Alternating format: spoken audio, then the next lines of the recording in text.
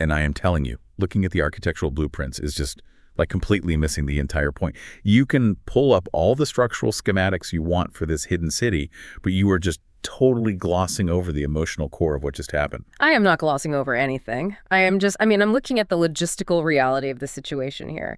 Do you actually understand the sheer scale of the infrastructure we are talking about? I mean, yeah, it's big. President Rio secretly embezzled an astronomical amount of seminar funds to build Aerodu. This isn't just a bunker, you know. It is an entire transforming fortress city. We are talking about an architectural anomaly. It's an autonomous surveillance and defense grid requiring a level of processing power that just borders on science fiction. You cannot just brush the math aside and focus on feelings. I am not brushing the math aside. But look, you see what I'm dealing with here, right? Yeah. You've been sitting in this room with us for like the last hour, and we are just going in circles. If you're wondering why we are debating the schematics of a tactical fortress city, it's because we're trying to unpack this massive crisis in Millennium. Right. Momoe just woke up from a coma, declared herself a fully healed RPG hero who leveled up while sleeping, and demanded everyone go rescue Aris. You get this right. When you strip away the concrete and the drones and the data grids, this whole thing just boils down to a group of girls fighting for their friend. I concede that the motivation is, well, deeply personal for them. Yeah. But to appreciate the magnitude of their fight, you have to understand the stakes. You have to understand Rio's mindset. Rio is operating on pure, calculated utilitarianism. She essentially enforces the classic trolley problem on a citywide scale.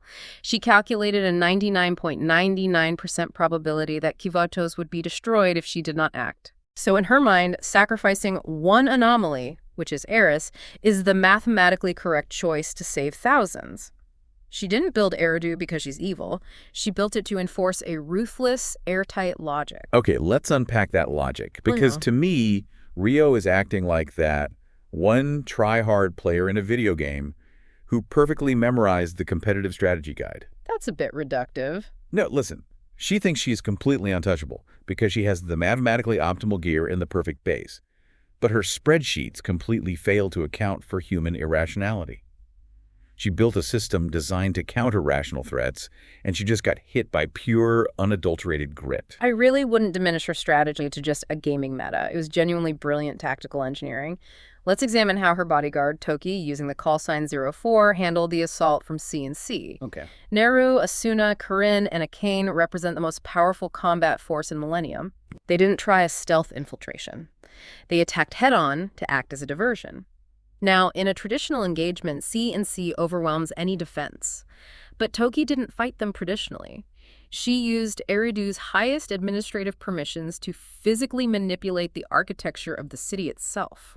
Wait, how does she actually do that, though? I get that it's a quote-unquote smart city, but she's not just hacking traffic lights. She's literally moving buildings. Right, well, it's a modular infrastructure system. Think of Aerodu not as a static city built on concrete foundations, but as a series of interlocking mechanized platforms running on a unified central network. Like a giant puzzle. Exactly. By routing extreme amounts of power to localized sectors, Toki could command hydraulic bulkheads to rise, bridges to retract, and entire city blocks to just shift their orientation. That is so insane. It is dynamic traffic routing taken to a militarized extreme. She changed the terrain in real time to physically wall off Neru from the rest of her team. It was a flawless divide-and-conquer maneuver. Flawless on paper. That is exactly my point. Toki isolated Neru, assuming that cutting her off from her squad would neutralize her as a tactical threat. Which it logically should have. But Neru wasn't trying to execute some grand, coordinated diversionary tactic anymore. She didn't care about the terrain shifting. She charged straight in for a one-on-one revenge match because Toki had hurt her pride in a previous encounter. Well, yes. Toki is calculating combat probabilities while Neru is just throwing herself into the fire, fueled entirely by rage. It reminds me of situations where, like, financial algorithms crash because they assume investors will act rationally, completely failing to account for panic or exuberance. Neru is the panic in Rio's algorithm. Okay, that is a fair comparison. But while Neru was acting as a chaotic variable, we do have to acknowledge how Rio orchestrated the rest of the battlefield. Right. While C&C was entangled with Toki's shifting architecture, Rio sprung a trap on Sensei and the game development department. She deployed the Avant-Garde, which is a heavily armored, autonomous robotic unit. Yeah, that thing was massive. She effectively separated the brawn from the brains, leaving the vulnerable tech students completely exposed. And to secure the checkmate, she initiated a total communications blackout, severing their connection to Veritas and any outside support. And she is just so incredibly smug about it, too. Like, she hijacks the local comms, delivers this whole monologue explaining her trolley problem philosophy, and just waits for them to surrender. It's a psychological tactic. But then Momoi just screams right back at her, saying something along the lines of, "I've written game scenarios that are more realistic than your setup. I don't care about your stupid plot." It was very direct. It is the greatest shutdown of a villain monologue I've ever heard. Ryo tries to present this grand ethical dilemma, and Momoi just dismisses it as bad game design. It just highlights how Ryo's cold logic just looks like elaborate bullying to a kid who just wants her friend back. Dismissing the monologue is one thing, but the avant-garde was still a very real, lethal threat. The only reason they survived that encounter was because of the secondary battlefield happening simultaneously, which was on Aerodu's network infrastructure. Oh yeah, the hack. Right. With the communications cut, Chihiro, the vice president of Veritas, had to take unprecedented measures. She and Sumayer physically fought their way into Millennium's contraband storage to retrieve a device known as the Mirror. Right, the mirror, the thing they originally used to decipher the G-Bible. But wait, how does the translation device help you hack a literal fortress city? It is not just a translator. It acts as a cryptographic skeleton key. Aerodu's network is heavily encrypted, likely using quantum-resistant algorithms that would take Veritas centuries to brute force under normal circumstances. Nice. But the mirror operates on a foundational root-level architecture. When Chihiro connected it to Aerodu's network, she wasn't just guessing passwords. She was violently restructuring the network's core protocols, forcing a bypass that actually kicked Ryo out of her own administrative system. Unbelievable. It was an incredibly high-stakes cyber warfare operation. Well, and while Chihiro is sweating bullets pulling off the hack of the century, let's take a look at what is happening with Himari. Ah, yes. Ryo has Himari locked up in this high-security central quarantine facility. Ryo delivers yet another dramatic speech to Himari about the heavy burden of leadership and how no one understands her vision. A recurring theme for her. And right in the middle of it, a massive explosion rips through the wall. Himari escapes. And do you know why? Because Aimi decided she wanted to share the pudding they had left in the fridge back home. It is a stark contrast in priorities. Ryo is attempting to justify the sacrifice of a life for the survival of a continent, and Aimi breaches a maximum security containment cell for a dairy dessert. I love the absolute absurdity of it. It perfectly captures why Ryo is losing control. Ryo is playing this intense, multi-layered game of chess, anticipating every strategic countermove. She never anticipated someone flipping the board over because they wanted a snack. Human irrationality at its finest. It's that human element again. And speaking of the human element, we have to talk about how the engineering department contributed to taking down that avant-garde robot. Yes. Utah, Kotori, and Hibiki. They managed to infiltrate the city's perimeter using unmanned logistics trains. Once the avant-garde's targeting systems were slowed down by Chihiro's network hijack, the engineering department deployed a highly specialized piece of hardware. A piece of hardware they spent half a year's entire budget on. Kotori proudly lifts off the specs, right? She's like, it is waterproof, dustproof, features autonomous tracking, and can withstand both absolute 0 and 3,000 degrees Celsius. Which, from a metallurgical and thermodynamic standpoint, is staggering. Yeah. To survive 3,000 degrees, which is well past the melting point of standard titanium or steel, they would have had to engineer some sort of ablative shielding or perhaps a localized magnetic containment field to disperse the thermal energy. And despite all of those crazy military-grade specs, they insisted on calling it a remote speaker.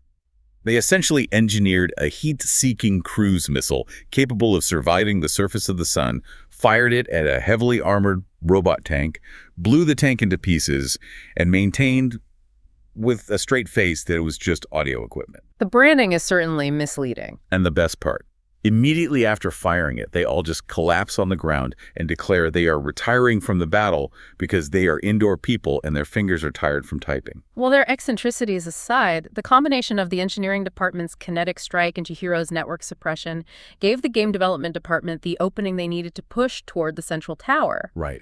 But this is the exact moment where Ryo's logic reaches its terrifying peak. This scenario poses a very real question. What happens when human grit and creativity encounter an obstacle that fundamentally defies physics? You're talking about the final boss of this whole ordeal, the Abi-Eshuh suit. Precisely. Toki re-enters the field, and Rio authorizes the deployment of Abi-Eshuh. This is a highly classified powered suit system originally designed to combat the princess of the nameless gods. It looks so intimidating. Its physical specifications are intimidating enough, being forged from a specialized metal with immense durability, but the true terror lies in its software. The suit is actively drawing on all the data and calculation functions of the entire city of Aerodu. I remember reading that, but what does that actually look like in practice? Like, how does a city help a suit fight? It is a concept called sensor fusion, taken to a godlike level. Okay. Every security camera, thermal sensor, acoustic monitor, and atmospheric gauge in Aerodu is feeding data directly into the suit's central processor. That's just cheating. The AI within Abi-Eshuh processes millions of variables per second to create a real-time predictive model of the battlefield. It analyzes the micro-expressions on an attacker's face, the shift in their center of gravity, and the tension in their muscles to know exactly when and where they will strike before they even pull the trigger. It's basically reading their minds. Practically, yes. It can simultaneously shoot down incoming projectiles while calculating the precise, evasive maneuvers needed to protect its own blind spots. When CNC regroups and launches a fully coordinated, multi-directional assault, the suit takes 0 damage. It neutralizes attacks and counters in the exact same fluid motion. It is an insurmountable wall of data. It is so incredibly unfair. Toki is basically playing a first-person shooter with an aimbot and a wall hack. How are you supposed to fight a machine that processes your decisions faster than your own brain does? This is where Neru's raw combat instinct proves invaluable. She isn't an engineer, but with a subtle observation from Akin, Neru realizes a crucial limitation. What was it? The suit's predictive capabilities, while seemingly omnipotent, have only been demonstrated while Toki is grounded. The algorithms are relying on standard terrestrial physics. So Neru formulates a highly desperate, completely unscientific hypothesis. A hypothesis that involves grabbing Toki by the waist and throwing them both off the roof of a skyscraper. Neru literally throws herself into a lethal freefall just to see if the suit's predictive algorithms can handle dodging while plummeting through the air. It is completely unhinged. And initially, it appears to be a severe miscalculation. Yeah, it looked really bad. Because Aerodu's backup processors were still fully functional, they instantly offloaded the necessary computational power to the suit. The AI corrected for the gravitational acceleration in milliseconds. Toki engaged the suit's thrusters, stabilized her descent mid-air, effortlessly evaded Neru's attack, and unleashed a massive counter barrage. That moment is just so tough to process. Like, Neru hits the ground with terrifying force. She is left with a torn ligament. Her arm is completely unresponsive. She's battered to the point where she can barely stand without losing consciousness. It was a devastating impact. Morale hits rock bottom. Everyone is staring up at this invincible machine, realizing that their best fighter just got swatted like a fly. And yet, Neru refuses to stay down. From a medical standpoint, her condition was critical. Chihiro even transmitted a recommendation to retreat, noting that continuing the engagement carried a high probability of fatal casualties. But Neru just looks over the game development department, these normal, everyday gamers who are way out of their depth, and calls them cowards if they turn tail and run just because the math says they will lose. She tells them, I can power through this, no problem. We came all the way here to save a friend. So that's what we're going to do. It was a powerful speech. It isn't the technology, and it isn't the data. It is Neru's sheer, irrational refusal to accept defeat that keeps the entire team from breaking. She just serves as this massive emotional anchor. I acknowledge that her resilience prevented a total rout. But willpower does not fracture specialized armor plating. However, Neru's extreme freefall gambit did produce one vital piece of raw telemetry. And Yuzu, the incredibly anxious, reclusive president of the game development department, was the only one who processed it. Yes. This forehead. Yuzu has that high-level gamer visual acuity. She noticed a discrepancy during that split-second fall from the skyscraper. Precisely. What Yuzu observed was a fundamental processing bottleneck. Chihiro hypothesized the mechanics behind it. While the suit can easily manage simultaneous evasion and targeting on solid ground, a free-fall environment introduces massive, constantly shifting variables. Like lag. Exactly. Think of it like a computer running a highly demanding video game. Suddenly, the operating system initiates a massive background update. The CPU bottlenecks. The system resources max out, and the game freezes. Oh, that makes perfect sense. The gravity calculation was the background update. Exactly. When Toki was falling, Abi-Eshuh had to dedicate an enormous chunk of its processing power to calculating complex gravitational acceleration across all its limbs just to keep the thrusters balanced. That resource drain created a microsecond delay, a bottleneck where the suit could not perfectly run its evasion matrix. So they finally found the flaw in the armor. But knowing a computer has a lag spike and actually causing that lag spike are two very different challenges. Toki wasn't exactly going to let herself be pushed off a ledge a second time. Which brings us to the synthesis of their entire counteroffensive. They do not attempt stealth or subterfuge. Neru openly broadcasts her intent, announcing the commencement of a second revenge match. Asuna relies purely on her uncanny intuition to weave through laser fire. Just dodging lasers on instinct. Corinne provides heavy sniper fire to restrict Toki's movement. Akane breaches the primary defenses with explosives. They systematically force Toki to retreat into the central tower's infrastructure. And Rio is watching this on the monitors, and she genuinely thinks they have lost their minds. She sees them charging head-on into a weapon system that just dismantled them 5 minutes ago. She assumes they are acting out of pure illogical desperation, so she authorizes the deployment of the main laser armament, fully confident she has predicted their demise. But Rio misread the board. C&C wasn't charging blindly, they were acting as beaters, driving Toki into a very specific kill zone, which was Aerodu's massive industrial cargo elevator. The moment Toki crosses the threshold, Chihiro, who is still deeply embedded in Aerodu's network via the mirror, hijacks the elevator's primary motors. Oh man, this part is so good. And this is where the strategy reaches its brilliant conclusion. Chihiro does not simply cut the cables and drop the elevator. She reverses the motors and accelerates it downward at 10 times the force of gravity. 10 Gs. 10 times the force of gravity. Just to put that into perspective for you, sitting right there, fighter pilots start blacking out at 9 Gs, even while wearing specialized compression suits to keep the blood in their brains. And for a mechanized suit, the strain is equally devastating. Under 10 Gs, every servo, gyro, and hydraulic joint in Abi-Eshuh is fighting immense artificial weight. The suit's AI is suddenly overwhelmed. It's lagging. Yes. It has to dedicate 100% of its processing power just to calculate the physics of the drop and keep the suit from collapsing under its own mass. The evasion matrix is completely starved of resources, the predictive software is paralyzed, the cheat code is broken. Which sets the stage for the most satisfying payoff imaginable. With the suit's processors frozen, Neru gets to fight Toki in a pure unassisted fistfight. No aimbots, no predictive models, no shifting architecture. And as Neru proudly declares, there is no one in Kivotos who can defeat her in a straight melee brawl. She certainly proved it. Even with the torn ligament and bruised ribs, she completely dismantles this multi-billion-dollar powered suit. I have to admit, it is a fascinating resolution. Rio's overarching plan was mathematically flawless. Her logic was sound. She built a system designed to counter any rational threat. But her entire infrastructure was ultimately brought down by variables she couldn't quantify, which were irrational determination, profound loyalty, and creative problem-solving. I am glad you finally see it my way.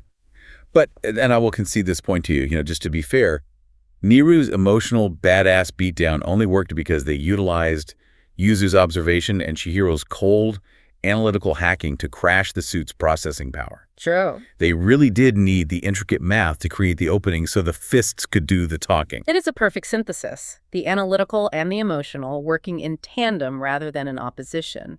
And through that synthesis, Neru successfully reclaims her title as 00, Millennium's ultimate symbol of victory. I just keep picturing Rio's face in that command center. Imagine standing there watching your invincible machine powered by an entire city's worth of data and engineering getting ripped apart by a girl who is battered, bruised, and fueled entirely by spite and friendship. Rio's entire worldview was dismantled in that elevator shaft. Her deeply held belief that morality is dictated by utility, that you must sacrifice the few for the survival of the many. It all failed against a group of students who simply refused to abandon their friend. It forces a reevaluation of her initial 99.99% probability. It makes you wonder if Rio's calculations were perfectly accurate but still failed to account for Aris's influence on those around her. What if Aris isn't a glitch in Kivotos' system at all? Wait, what do you mean? What if her capacity to inspire this kind of irrational loyalty is actually the key to rewriting the system entirely? Oh, wow. That is a wild thought. But wait, we can't sit here theorizing about that right now. Aris is still trapped inside that central tower. We do still have the rest of We them. cannot stop here. I have to know what happens when they finally breach the top floor. You're cutting this off right now and going straight to the next chapter. Let's go.